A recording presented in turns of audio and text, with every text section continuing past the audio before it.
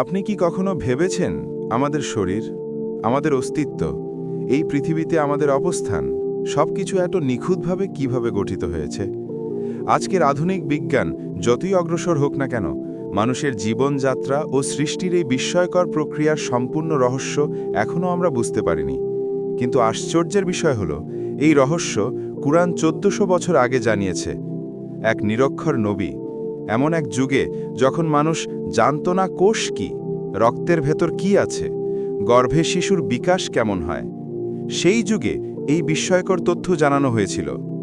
কুরআন বলছে, আমি মানুষকে মাটির নির্যাস থেকে সৃষ্টি করেছি, তারপর তাকে নিরাপদ স্থানে স্থাপন করেছি, তারপর নুতফা করেছি, তারপর নুতফা থেকে আলাকা করেছি, তারপর আলাকা থেকে মুদঘা বানিয়েছি, তারপর হাড় সৃষ্টি করেছি এবং হাড়ের উপর মাংস পরিয়েছি, তারপর তাকে নতুন এক সৃষ্টিতে পরিণত করেছি।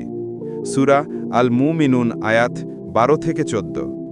প্রথমে মানুষ সৃষ্টি হয় মাটির নির্যাস থেকে, অর্থাৎ ক্ষুদ্রতম উপাদান থেকে। এই উপাদান ধীরে ধীরে জীবন্ত রূপ নেয় এবং নিরাপদ স্থানে স্থাপন করা হয়। সেই নিরাপদ স্থান হল মায়ের গর্ভ। এরপর ঘটে নুতফার সৃষ্টি, একটি অত্যন্ত ক্ষুদ্র তরল পদার্থ। আধুনিক বিজ্ঞান এটিকে জানে স্পার্ম ও ডিম হিসাবে। কিন্তু আশ্চর্যের বিষয় হল, কুরআন এই ক্ষুদ্রতম ধাপের কথা এমন নিখুঁতভাবে জানিয়েছে যা তখনকার যুগে কোনো মানুষের পক্ষে জানা সম্ভব ছিল না। নুতফা পরবর্তী ধাপে পরিণত হয় আলাকা, অর্থাৎ আঠালো বস্তু বা ঝুলন্ত কিছু। এটি গর্ভের দেয়ালে লেগে থাকে। আজকের এমব্রায়োলজিস্টরা এটিকে ইমপ্লান্টেশন নামে জানে। ভ্রূণ যখন এই পর্যায়ে পৌঁছায়, তখন এটি দেখতে এক আঠালো লালা বা রক্তের দাগের মতো। মাইক্রোস্কোপে ভ্রূণ দেখা যায় এক অদ্ভুত আঠালো কাঠামোর মতো। এই ধাপেই শিশু বিকাশের প্রাথমিক প্রক্রিয়া শুরু হয়। এরপর আসে মুদঘা পর্যায়, যা চেবানো মাংসের মতো দেখতে।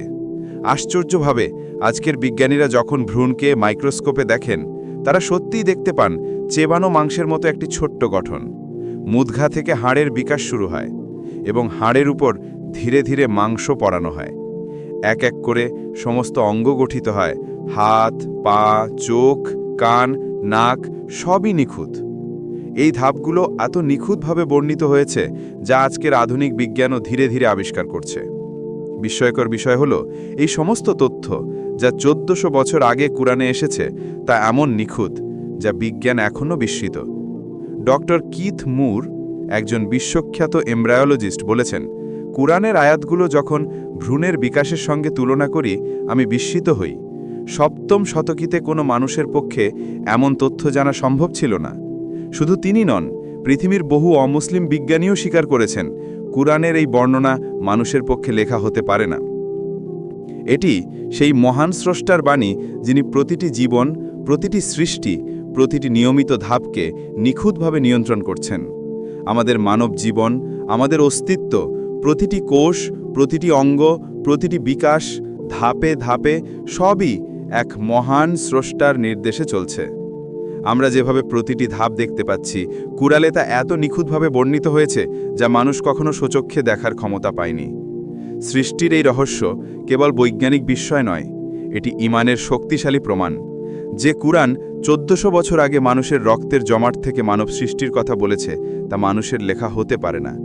এটি সেই মহান স্রষ্টার বাণী, যিনি প্রতিটি জীবন, প্রতিটি সৃষ্টি, প্রতিটি নিয়মিত ধাপকে নিখুঁতভাবে নিয়ন্ত্রণ করছেন। আমাদের মানব জীবন, আমাদের অস্তিত্ব, প্রতিটি কোষ, প্রতিটি অঙ্গ, সবই আল্লাহর অসীম জ্ঞান ও শক্তির নিদর্শন।